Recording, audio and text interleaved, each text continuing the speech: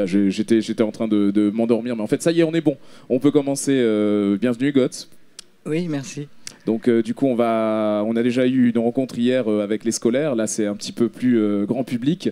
On va parler spécifiquement de la sortie de ton tome 12, qui est un tome qui est différent sur bien des points, en fait, par rapport à ce que tu fais d'habitude. Déjà, d'une part, parce qu'il est en couleur pour la première fois, et qu'ensuite il est né d'une collaboration. Une collaboration avec qui et comment ça s'est passé? Dans quel but au final il a été rédigé, en plus de nous faire rire comme d'habitude? Eh ben, c'est un album à vocation écologique parce qu'il a été commandé par l'ADEME, qui est une agence européenne sur la gestion des énergies, et qui m'ont demandé de véhiculer toute une série d'informations sur l'écomobilité. Donc comment on va se déplacer avec nos véhicules en consommant plus intelligemment, voire en consommant moins. Et tout ça pour pas que ce soit fastidieux. Ben, voilà, ils ont voulu utiliser Pythoma avec l'univers de Pythoma en gardant vraiment les gags, les personnages et tout ça. Donc ça reste quand même avant tout un album humoristique. Pour l'avoir lu, c'est vrai, on rigole encore pas mal le long des pages, donc ça va, ça remplit le cahier des charges encore comme une fois. Voilà, c'est ça, ça reste quand même humoristique avec un gag sur chaque page, mais voilà, il y a aussi des tas de petits conseils et il y a une histoire du coup, une histoire complète que j'ai développée en fond et qui m'a permis de pouvoir construire quelque chose sur lequel appuyer justement tous les petits conseils que j'avais à communiquer. C'était un nouveau challenge, j'imagine, d'avoir un cahier des charges à respecter quand même. Est-ce que c'était pas trop dur de trouver la limite entre ce que tu avais le droit de créer et ce que tu devais respecter? Il y a pas eu un exercice quand même Non, j'ai pas eu de problème de ce côté-là. Moi, je faisais valider les planches comme je le fais toujours quand c'est dans des collaborations, évidemment. Je faisais valider les crayonnés avant d'encrer au cas où. Mais non, c'est juste quelquefois sur des façons de formuler l'information. D'accord. Que j'ai été un peu repris de façon... Il faut arriver à faire de la formulation positive. Bien sûr, bien sûr. Il ne faut pas dire, ouais, ta voiture elle est pourrie, tu es en train de tout nous dégueulasser. Non, il faut dire, voilà, en faisant ça, tu économiseras ça, ou en faisant ça, voilà. Donc voilà, sur des formulations. Mais sinon, non, j'ai pas eu de problème. C'était amusant à faire. Ça a été un sacré boulot, en effet, pour le découpage et pour m'assurer que tout tienne dans l'album. Mais c'est intéressant, c'était intéressant. Du coup, au niveau de ta position écologique, puisque du coup, comme c'est le thème principal de ce Pythoma-là, quel est toi ton engagement au quotidien au niveau de l'écologie, tout ça? Quelle est ta position sur la question? Moi, je suis un écolo dans l'âme. D'accord. D'ailleurs, là, qu'il y ait des barquettes en plastique et des fourchettes en plastique encore à notre époque dans un événement comme ça, mais j'arrive pas à comprendre. Vraiment, j'arrive pas à comprendre. C'est une parenthèse, mais partout je vois ça. Et partout, je suis choqué par toutes ces habitudes qu'on a prises, mais qui sont complètement décalées par rapport aux besoins de notre époque, quoi. Bien sûr. Moi, personnellement, j'ai un vélo électrique, j'ai des panneaux solaires pour recharger mon vélo à la maison. Je suis indépendant au niveau de mon eau. Bah oui. Je fais mes choix dans ce que j'achète pour pas acheter d'emballage polluant. D'accord. Je me prive des fois, mais notre pouvoir de consommateur, il est là. Oui, bien sûr, bien sûr. Et voilà, quoi. Mais du coup, ça, je me rends compte que ça a dû être encore moins compliqué pour toi d'aborder le sujet, puisque apparemment tu es engagé dans la lutte. Ça m'a fait plaisir. Comme je suis un peu militant, ça m'a fait plaisir. Je me suis dit que j'allais pouvoir vraiment me rendre utile et faire quelque chose qui me tenait à cœur. Mettre ta pierre à l'édifice, quoi. Du coup, cette collaboration qui a fait naître ce tome un peu particulier, qui a un message à faire passer au passage de ces blagues toujours aussi pertinentes, est-ce que tu penses que ça va se refaire? Est-ce que tu penses qu'il y a, parce que tu viens de l'évoquer, il y a quand même encore pas mal de choses à énoncer au niveau de l'écologie. Ce serait quand même rigolo de continuer à le faire par le biais de Pythoma, régulièrement, si c'est possible. Oui, enfin, ça dépendra des opportunités de commande en fait, qui me sont demandées. Là, je suis reparti sur un album plus traditionnel qui sera en couleur, mais qui... La couleur, ça va rester, ça, c'est ce que tu nous dis. Hein, oui, jusqu'à preuve du contraire. Christian est OK, donc on va mettre de la couleur maintenant. Oui. Ouais, maintenant, on l'a dit publiquement, on l'enregistre, donc il ne pourra plus revenir sur ça. Donc on a des preuves maintenant à dévoiler si jamais ça ne se refait pas. Il sera obligé. Donc voilà. Alors qu'est-ce que ça t'a apporté, cette rédaction un petit peu particulière de Pythoma? Du coup, c'était une autre petite aventure.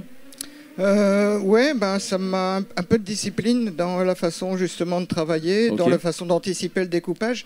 Et peut-être que justement l'histoire complète, elle vient du fait que j'ai dû, dès le départ, concevoir l'album. Alors que d'habitude, je me laisse mener planche par planche et après je compile.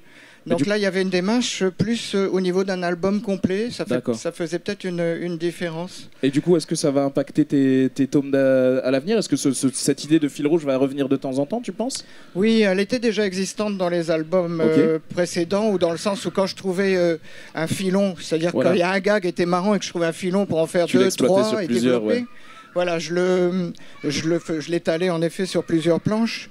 Là, je vais de plus en plus vers ça. Et en effet, le prochain album, le thème que j'ai choisi, ce sera le Ma'a, la nourriture, le rapport à la nourriture, qui est quelque chose de très important ici. Culturellement parlant, oui.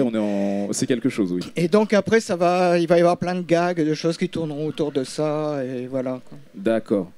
Fatalement, je vais te le demander, même si on en avait parlé hier, mais ce n'est pas les mêmes personnes qui sont là avec nous. Quelles sont tes inspirations pour la création de Pythoma? Qu'est-ce qui sont les bandes dessinées qui t'ont amené en fait déjà à créer pour la première fois une bande dessinée? Est-ce que déjà tu en as d'autres? Et quelle est ton inspiration pour Pythoma spécifiquement? Spécifiquement pour Pythoma, je me suis... J'ai peut-être pas le mot inspiré, n'est peut-être pas le bon, mais en tout cas, je me suis laissé guider par La Brousse en folie. La Brousse en folie, parce que ce sont nos cousins calédoniens déjà, et j'ai découvert ça, et franchement, moi j'aime beaucoup ce qu'a fait Bernard Berger, qui est aussi un personnage que j'aime beaucoup. Bien sûr, ok. Et donc j'aime beaucoup son travail, il m'a fait très rigoler, et il m'a permis de comprendre une partie de la Nouvelle-Calédonie sans y passer beaucoup de temps. D'accord. Et comme c'était en gros l'idée que je cherchais pour Tahiti, parce que j'étais bien conscient qu'ici, il manquait une bande dessinée emblématique du pays, voilà, je me suis dit, je vais m'inspirer, ou en tout cas, je vais prendre ce modèle. Et dans son modèle, il a aussi, tu vois, il a un Viet, il a... oui, il y a toutes les représentations. Il a une représentation de toutes les ethnies, en fait, à travers des personnages types. Et ça, c'est vrai que ça m'a inspiré dans la création des 5 premiers personnages de Pythoma. D'accord. On en parlait aussi hier, c'est venu quand on avait parlé de ce que tu lisais quand tu étais plus jeune. Moi j'y ai senti aussi un petit peu de Gaston Lagaffe, on en parlait aussi, c'est dans le découpage, dans la manière dont les personnages interagissent, on en a un petit peu forcément. Et je trouve que ça se sent de plus en plus. Là en plus avec le fil rouge c'était plutôt rigolo. Et voilà quoi.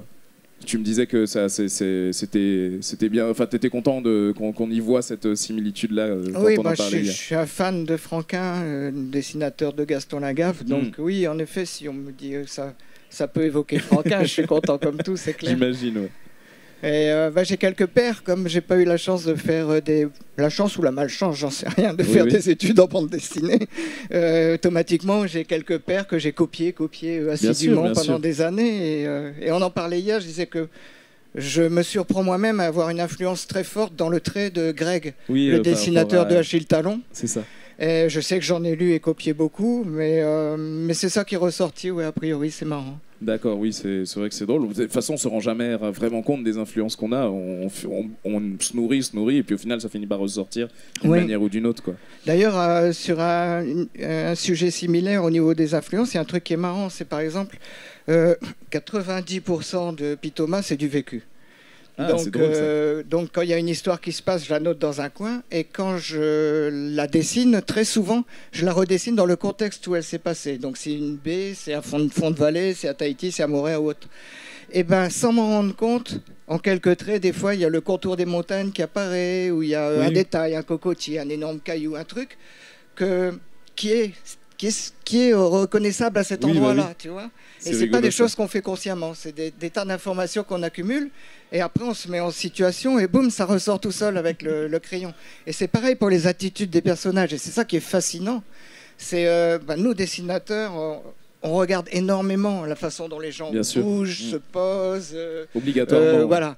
Et tout ça, on capte énormément, on est comme des éponges. Et après, on ne va pas chercher à se dire, oui, on va le faire comme ça, mais on va penser au type de la personne, et boum, ça sort tout seul. Ça va sortir tout seul. C'est génial, quoi. C'est ce qu'on disait, on en parlait pareil, ça fait partie des choses qu'on a évoquées hier. C'est au final, parfois, j'imagine, tu le disais de toute façon, tu rentrais dans un état où, au final, ta main finissait par suivre un fil dont tu n'étais pas forcément conscient au départ et qui n'était pas forcément l'intention initiale, et tu finis par avoir un résultat qui te surprend toi aussi sous ton travail, après aux finitions de ton travail, quoi. Oui, souvent moi je trouve ça meilleur que quand c'est contrôlé. Ouais. J'imagine que ça doit être quand même appréciable d'avoir un effet de surprise même soi alors que c'est nous qui donnons le crayon, quoi. Du coup, fatalement, je vais venir sur d'autres facettes de ta carrière. Déjà, tu vas nous parler de comment tu es arrivé à la rédaction de Pythoma, comment ça s'est passé, qu'est-ce qui t'a conduit dans ton parcours à arriver à créer cette BD ici, en Polynésie, avec Pythoma. Je faisais déjà de la bande dessinée en France. En fait, je pense que... Bon, j'ai toujours dessiné. Je pense que les premières choses que j'ai fait, c'était de la bande dessinée. Et donc j'en ai fait. J'ai fait des petits bidouillages depuis tout petit. Et un jour, j'ai décidé de mettre mes BD en couleur. Et c'est là que j'ai découvert l'univers de la couleur. Et c'est après que je suis arrivé à la peinture et tout ça, qui est un autre monde. Et, une facette de toi aussi. Donc j'étais en premier lieu quand même dessinateur de BD, alors qu'aujourd'hui je me considère beaucoup plus un artiste peintre qu'un BDiste. Mais bon, ça c'est des petits détails. Oui, bien sûr, bien sûr. Et donc en France, j'ai pu faire des petites parutions en remportant des concours, par exemple de dessin, en collaborant avec des fanzines, avec des petites choses comme ça. Mais j'ai jamais abordé la bande dessinée d'un côté professionnel en France. Ok. Ni réaliser sérieusement un album. Un album de bande dessinée, ça se lit en 10 minutes, c'est à peu près un an de travail. Hein, donc c'est déjà forcément quand on est débutant, c'est un gros truc. Bah oui, c'est ambitieux comme projet, quoi. Et la Polynésie, je dirais, m'a mis le pied à l'étrier parce qu'en arrivant ici, il n'y avait pas beaucoup de dessinateurs. Oui, clairement. C'était facile pour quelqu'un de médiocre de faire la différence. Dis pas ça, faut pas exagérer non plus. Je plaisante, mais il n'y avait pas beaucoup de dessinateurs. Bien sûr, il y avait une place à prendre. Voilà, il y avait une place à prendre et il y avait quand même un besoin quelque part. Donc, bien sûr. J'avais commencé par faire de l'illustration de presse ici.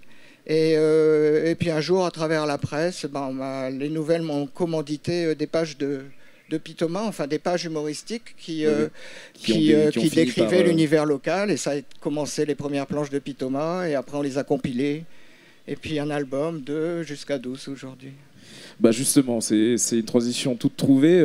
Après 12 tomes, où est-ce que tu en es de Pythoma ? Qu'est-ce que tu penses du chemin traversé, de ce que tu as fait depuis, et comment les choses vont évoluer pour Pythoma après ce 12e tome ?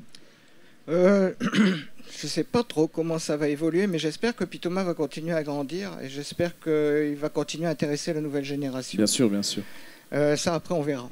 Après, en plus de l'ancienne génération qui l'a connu enfant, elle a grandi aussi, cette génération, et elle continue de le lire aussi. J'en fais partie, par exemple, moi j'étais petit quand j'ai commencé à lire Pythoma, et je sais que j'ai grandi avec, et c'est pas pour ça que le plaisir est diminué quand je découvre un nouveau tome. Ça, je suis d'accord, mais moi, en reprenant les premiers tomes, je me rends compte qu'il y a quand même l'univers a beaucoup changé. Il y a des référentiels qui sont plus les mêmes non plus. Bien sûr. Par exemple, un exemple bête, la cabine téléphonique. J'ai fait plusieurs gags sur une cabine téléphonique. Je veux dire, ça marcherait difficilement aujourd'hui, oui. Voilà. Et inversement, aujourd'hui, qui n'a pas son téléphone comme ça ? Donc, quand tu fais courir Pytho chez un copain à un autre pour avoir une information, aujourd'hui, c'est plus viable, quoi. Donc je ne sais pas dans quelle mesure Pythoma risque à un moment donné d'être décalé, voire obsolète, j'en sais rien, je ne sais pas du tout. Mais je me pose la question. Il faudra voir, peut-être qu'il évoluera, on ne sait pas, qui sait. Par contre, inversement, Pythoma s'apprête à évoluer, c'est vrai, parce que déjà, il est passé en couleur. Parce que moi, j'ai un projet très sérieux, qui n'est pas concrétisé encore, mais qui le sera, qui est une adaptation dessin animé, en tout petit sketch qui passerait à la télévision. Donc ça dynamiserait, ça redynamiserait Pythoma et l'intérêt pour les albums. Et aussi parce que j'ai toute une gamme de produits dérivés que ça boosterait aussi. D'ailleurs, vous pouvez... La petite publicité là, la petite publicité bien glissée là, subtilement. Et puis, Je passerais volontiers la main à un plus jeune à un moment donné. D'accord. J'aimerais bien que Pitoma puisse continuer à exister Avec à travers quelqu'un la patte d'un autre dessinateur qui serait plus jeune, ou voire d'autres. Moi, enfin, je suis tout à fait ouvert à cette idée-là. D'accord. C'est pas du tout un truc que j'ai envie de... Ouais, tu le gardes pas jalousement, quoi. Non, non, parce que je pense qu'à un moment donné, je passerai à autre chose et j'aimerais bien qu'il continue à perdurer. Et même qu'il me surprenne. Moi, j'aimerais bien lire des histoires que je connais pas de Pitoma et voir les orientations que ça prend. Et... Enfin, voilà, c'est une aventure qui reste ouverte. Et je pense qu'elle a encore quelques années devant elle. Je pense aussi. Voilà. Je pense aussi. Et de toute manière, oui, ça doit être fascinant cette idée-là, parce que on en parlait aussi hier. Il n'y a pas que la bande dessinée occidentale qui t'a influencé. Tu es aussi fan de bande dessinée américaine et tout ça. Et cette chose-là, de la passation de pouvoir, ça se passe régulièrement. Il y a beaucoup d'auteurs qui finissent par passer la main à quelqu'un, sans parler du fait de ceux qui décèdent, ça arrive aussi. Et donc, ouais, ça doit être fascinant de s'envisager que Pitoma devienne un produit culturel ici et que ça soit d'autres personnes qui fassent les scénarios et les dessins, quoi. Ça devrait être étonnant pour toi. Oui, ça devrait être sympa. Moi, je suis un fan de Spirou, et Spirou est l'un des rares personnages de BD à avoir changé beaucoup de dessinateurs, mais surtout à avoir changé de look à chaque fois. Parce que sinon, en général, les dessinateurs qui prennent la relève s'appliquent à garder le même look. Alors que chez Spirou, ça a évolué, voire même, il y a même un album qui est très réaliste. Et quelquefois, ça coinçait quand je découvrais un nouvel album, quelquefois pas. La zone de confort, quand elle est un peu brisée, c'est toujours difficile de s'accoutumer au nouveau. Voilà, quand on aime quelque chose, on a envie de retrouver le même. Des fois, les artistes nous déconcertent, mais c'est toujours pour notre bien. C'est ça, c'est pour nous changer un petit peu. Parce qu'on découvre d'autres choses. Et oui, moi, j'ai trouvé ça intéressant, cette expérience avec Spirou, qui peut avoir plusieurs visages, plusieurs façons, plusieurs narrateurs et plusieurs rythmes différents. Plusieurs outils aussi. Et je trouve que la collection, elle est super riche, du coup. On en parlait aussi tout à l'heure, les technologies évoluent aussi, donc le personnage est obligé de s'adapter avec son temps au final et d'utiliser les outils de plus en plus modernes. Oui. Et ça aussi, c'est fascinant, quoi. Tout à fait. Donc c'est l'avenir qui se dessine pour Pitoma de toute façon, fatalement, quoi. Alors, tu nous parlais d'un projet. D'un projet un petit peu plus sérieux. Tu me disais tout à l'heure, on en parlait hier, mais pour le coup, il n'y a pas eu de détails ici. Encore un, lequel de quoi je te parlais tu parlais d'une bande dessinée un petit peu plus sérieuse. Oui, tu as tellement de projets, Gods, en même temps, ça devient compliqué de gérer ton avenir artistique. Je ne sais pas où il m'amènera ce projet. C'est quelque chose que je fais aujourd'hui par plaisir. Et je pense que je vais faire l'expérience de diffusion à travers le net plutôt qu'à travers le papier. Parce que je trouve que c'est évidemment le mode de communication actuel. Oui, bien sûr. On appelle ça le webcomics d'ailleurs, c'est carrément un format à part entière. Ceci dit, j'adore les livres qu'on n'a pas besoin de recharger, quand on ne tremble pas quand ils tombent par terre ou autre. Mais bon, inversement, il y a quand même des trucs super intéressants à travers Internet. Après, l'un n'empêche pas l'autre, parce qu'il faut savoir que toute l'économie qui s'est créée autour des webcomics fait que le plus souvent, ils finissent par être déclinés au format papier de toute façon. Au bout d'un moment, la popularité conduit de toute façon à la même finalité que le... Je pense qu'il y a toujours ce culte du papier. Je pense que c'est quelque chose qui sera difficile à faire disparaître, parce que... on n'arrive pas à s'en défaire, quoi, même avec l'avènement d'Internet, quoi. Oui, c'est vrai que c'est différent. Un livre en soi, c'est aussi un objet qu'on aime garder, ressortir. C'est ça. C'est joli dans un espace de rangement. Moi, je sais que je peux pas me passer du papier, alors que c'est tellement pratique d'avoir une banque de données de livres. On peut avoir des bibliothèques de milliers de livres dans la main aujourd'hui. Mais c'est compliqué. Compliqué de se dire qu'un jour, ta bibliothèque sera vide. Tu vois. Moi, je suis pas capable de le faire déjà de mon côté. Donc voilà, du côté de Pitoma, c'était ça. Du côté de ta vie d'artiste, tout simplement, de peintre, tu en parlais tout à l'heure. Comment les choses se profilent ? Qu'est-ce que tu as comme projets qui vont surgir dans les années à venir ? Dans quelle phase tu es ? Puisque j'imagine que tu vas au gré de tes envies quand tu dessines. Tu me disais d'hier que c'était un environnement plus libre dans lequel tu pouvais t'exprimer. Qu'est-ce qui va se profiler de ce côté-là ? En projet, j'ai une exposition à la Maison de la Culture, donc à la salle Maury à Vail, à la fin de l'année prochaine. D'accord. Cette année, j'ai pas peint parce que j'ai pas eu le temps, surtout pour à travers Pitoma et l'adaptation en dessin animé et d'autres choses. Donc je savais que cette année je peindrais pas, ça me manque cruellement. Normalement, je reprends les pinceaux là en décembre et tu es fébrile, quoi. J'attends que ça.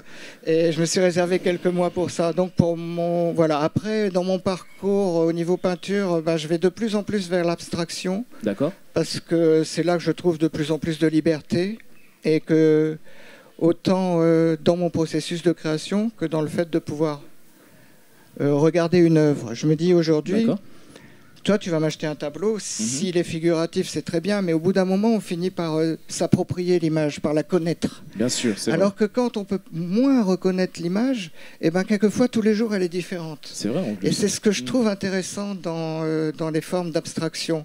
Et je m'oriente de plus en plus vers ça. Ça fait très longtemps que j'ai le désir de représenter des corps en mouvement, l'énergie, l'émotion des corps en mouvement, mais sans qu'on voie précisément des corps en mouvement, sans qu'on puisse se les approprier. D'accord. Et donc, moi, la maquette, elle continue à avancer vers ça. Je pense que je vais faire un petit retour vers le figuratif parce que j'ai travaillé avec quelques modèles et j'ai préparé toute une série de tableaux. Mais le fond de mon travail va continuer à aller vers l'abstraction. D'accord, donc dès que j'emploie le langage de peinture, c'est plus du tout marrant. Hein. Ah non, c'est fascinant, c'est pas une histoire de marrant, c'est fascinant, c'est intéressant aussi. Comme on en parlait hier, l'artiste en général s'enferme pas dans un seul type d'expression. Comme le dessin, c'est de l'expression, de sentiments, d'émotions. Forcément, j'imagine que quasiment tous les artistes ont cette zone d'évasion. Et de toute façon, c'est important, c'est une partie importante de ta vie aussi. Donc je trouve que c'est normal de l'évoquer entre deux passages sur Pythoma, moi en tout cas. Du coup, Pythoma, ce tome 12, qu'est-ce que tu nous dirais si tu voulais donner envie aux gens qui sont là de se diriger tout de suite au chapiteau pour aller l'acheter du côté du Vendée-Îles? Quelles sont ces qualités? Je dirais quelque chose qui va pas me rendre service, c'est que je dédicace là bientôt. Donc je vais avoir du boulot, mais si vous venez, c'est le moment ou jamais d'avoir un petit Mickey. Un petit Python. Un petit Mickey. Ce lapsus, t'as des projets chez Disney, tu nous as rien dit? Non, c'est une expression qu'on utilisait beaucoup entre dessinateurs en France. Faire un petit Mickey, ça voulait dire faire un dessin. Ok, je connaissais pas du tout l'expression pour le coup. Moi, je vais le vendre aussi. Pythoma que j'ai lu, ce de Pythoma 12, ça faisait un moment d'ailleurs, j'avais pas lu de Pythoma, je crois que j'ai un retard de 2 ou 3 tomes. Et exceptionnel parce que toujours aussi drôle, toujours aussi frais. Toujours avec ces personnages qu'on reconnaît, qui sont certes caricaturaux, mais pas trop. Tu vois, c'est quand même des figures, des représentations qu'on reconnaît et qu'on redécouvre avec délice. Et le sujet de l'écologie est très important et très bien traité, je trouve, avec toujours ces blagues qui te dérident entre deux passages de morale. Et je pense que c'est un bon objet à avoir chez soi pour sensibiliser les enfants, les adultes, qu'importe l'âge, et pour se faire rire entre deux passages de bonnes leçons d'écologie. Franchement, valeur sûre, moi je vous dis foncez dessus. C'était vraiment extraordinaire. Ça commence sur la problématique la plus adaptée à ici, sur les grosses voitures, les gros 4x4. Et ça, tous les gags autour de ça sont irrésistibles en vrai. Donc voilà, je t'ai vendu ton Pythoma 12 là au passage. C'est ce que j'allais dire, Elani, alors t'es un champion vraiment pour la promotion et la prochaine fois c'est toi qui viendras faire la promotion. Ah c'est comme ça alors. Ça y est, je suis engagé. Et je vais une méga dédicace en échange. Ah c'est gentil en tout cas. Il y a mon tome dans mon sac, je viendrai t'embêter tout à l'heure du coup. Et petit temps pour les questions, si vous avez une question dans le public. Il y en a une là-bas au fond. Je viens avec mon micro, à moins que quelqu'un... Ah, c'est cool. Merci. Bonjour. Tout d'abord, quelques félicitations. J'ai lu quelques tomes avant le 12. J'ai été acheter le 12 à la foire du livre... la foire d'automne. J'ai beaucoup aimé les premières allusions dans les précédents tomes sur l'écologie, les dessins et tout, l'histoire. Je confirme avoir retrouvé l'esprit de La Brousse en folie, pour avoir lu quelques tomes en Nouvelle-Calédonie. Bravo pour le coloriste, je crois que c'est comme ça qu'on dit, parce que j'avais l'impression en fait de pas découvrir les personnages, de pas découvrir les couleurs. Enfin, j'ai trouvé ça, c'est très, très, très bien. Et je me suis interrogé au début, Adem, sur la couverture. Je me suis dit, je connais pas cet artiste. Et en fait, après, quand j'ai vu que c'était très orienté message écologique, j'ai compris que c'était l'Institut républicain. Et je voulais savoir comment ils t'ont contacté. Je ne sais pas si ça a été dit au tout début, mais je voulais savoir comment ça s'était passé, ce premier contact et les relations qu'il y avait avec eux. Ça s'est passé, je dirais très simplement, comme ça se passe d'habitude, par un coup de fil ou un courrier où on m'a dit voilà, on est intéressé pour utiliser Pythoma pour ça ou ça ou ça. Et puis on s'est rencontrés, on a discuté. Et enfin voilà, ça c'est. C'est quelque chose qui s'est fait tout à fait normalement. Je ne comprends pas vraiment le sens. Ils ont un bureau ici, ils sont présents, oui. ils connaissaient la BD avant. Il y a une antenne, en effet, il y a une antenne de l'ADEME ici à Tahiti. Et il y a donc des employés, en fait, essentiellement, je crois, des métros qui sont sous contrat, qui restent quelques années ici. Et donc, la jeune femme qui s'occupait de la communication à ce moment-là, c'est elle qui m'a sollicité et c'est elle-même qui avait l'idée, entre autres, parce qu'ils avaient tout un programme de développement, ils ont fait énormément de choses. L'album de Pitoma n'est qu'une petite partie de tout ce qu'ils ont fait. Et donc voilà, c'est elle qui m'avait parlé de le projet. Après, en effet, on a dans les conventions et dans les contrats, ben, ça se traite avec la France ou avec l'Europe. Et je t'explique pas les délais. Il a fallu 3 ans pour qu'il sorte cet album. D'habitude, dans 1 an, c'est bon. Mais voilà, il est là. Et au niveau de la construction, est-ce qu'ils ont imposé des messages à faire passer ou toi, avec tes connaissances, tu avais déjà... oh non, j'étais bien en dessous des connaissances nécessaires. On n'a pas l'impression, enfin j'espère qu'on n'a pas l'impression, c'est assez light, mais en fait, il est bien dense au niveau des informations. Et je dirais 80% des informations, ou 70%, c'est des nouvelles choses que j'ai apprises. Donc ils m'ont un peu briefé. Ils m'ont donné énormément de documentation et ponctuellement, ils m'ont expliqué les choses que je ne comprenais pas, je visualisais pas bien.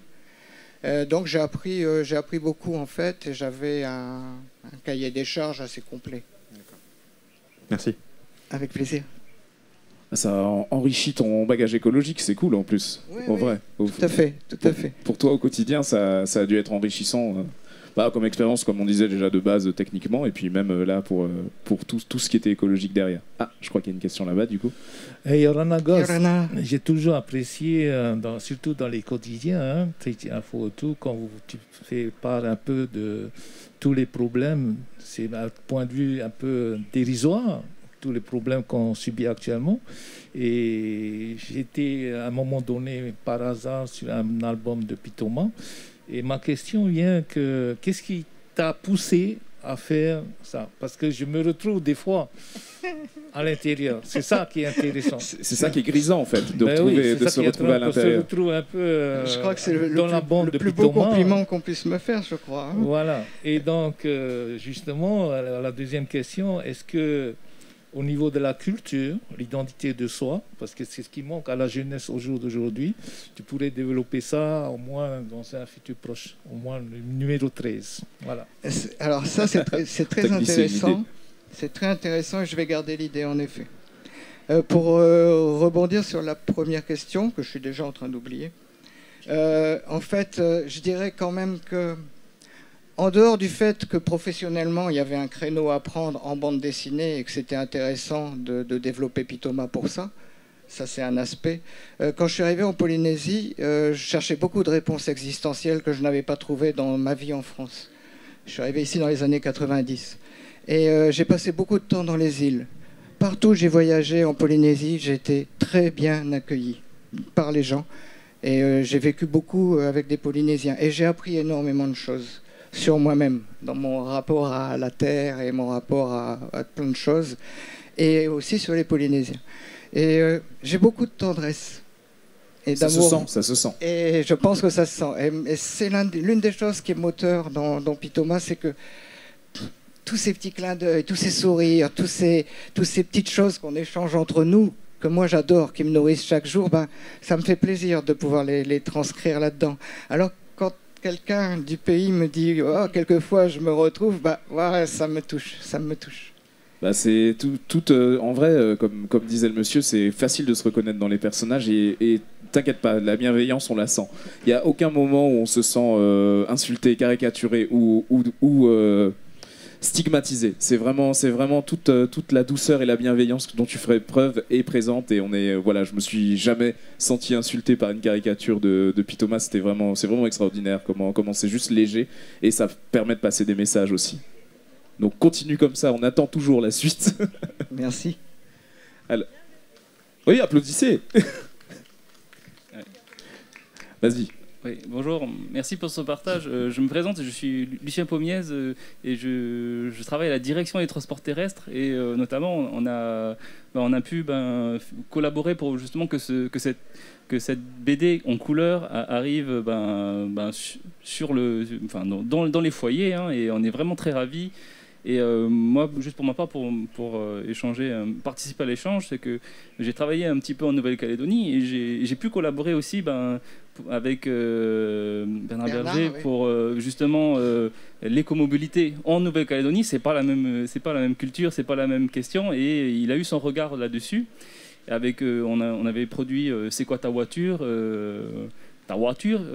là-bas en Calédonie et donc je suis très ravi que des deux territoires auxquels j'ai vécu j'ai pu collaborer justement à donner la place à un auteur avec justement sa patte et avec sa sensibilité sur une thématique qui des fois on peut se sentir coupable d'une mobilité qui a plein d'enjeux et au final on sent pas cette culpabilisation.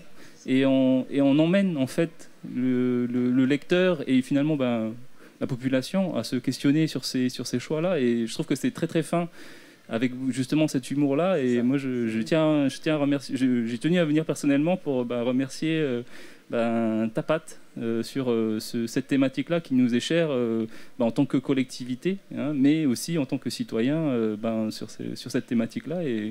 Et on va travailler, nous, de notre côté, justement, à pouvoir la rendre accessible au plus grand nombre, et notamment à cette jeune génération où tu te poses des questions, de savoir comment on fait pour qu'elle soit à l'écoute du message que Pitoma donne. On va essayer de trouver ce public-là en diffusant cette BD là où les jeunes générations sont, quoi. Donc, effectivement, je tenais à remercier tout ça. Je te remercie et c'est bien que tu interviennes dans ce sens-là parce qu'en effet j'ai parlé de l'ADEME 2 fois et j'ai pas cité les transports terrestres ici à Tahiti alors que vous avez eu une part importante dans la réalisation du livre et je sais qu'il y a ces 500 exemplaires que vous allez diffuser donc c'est pas rien et voilà, tu me donnes l'opportunité de vous saluer aussi pour cet échange constructif.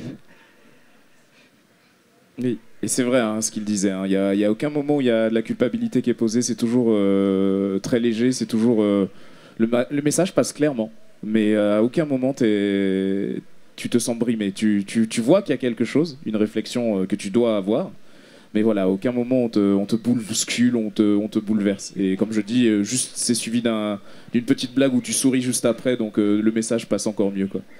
Comme je disais, merci encore, Götz. Oh ouais, merci, j'en prends plein là. Ouais, tu en prends trop là, c'est pas possible. Je sais pas si je vais pouvoir remettre mes chaussures après. C'est pas grave, n'en mets pas. Donc merci à tous. Est-ce qu'il y a encore une question pour finir? Sinon je vais laisser Götz peut-être essayer de finir son assiette s'il n'a pas eu le temps. Si c'est bon. C'est bon, t'as fini. Donc voilà, donc je vous demande des gros applaudissements s'il vous plaît pour Monsieur Götz. En le laissant vaquer à ses occupations puisqu'il va bientôt avoir une dédicace qui va suivre. Donc n'hésitez pas à courir faire dédicacer votre tome. Merci à tous. Merci Elani pour la promo, hein, trop fort. Hein. Il n'y a pas de souci. Merci. C'est mérité, c'est pas comme si je m'étais beaucoup forcé. Et un bon salon à vous tous. Oui, bon salon à tous.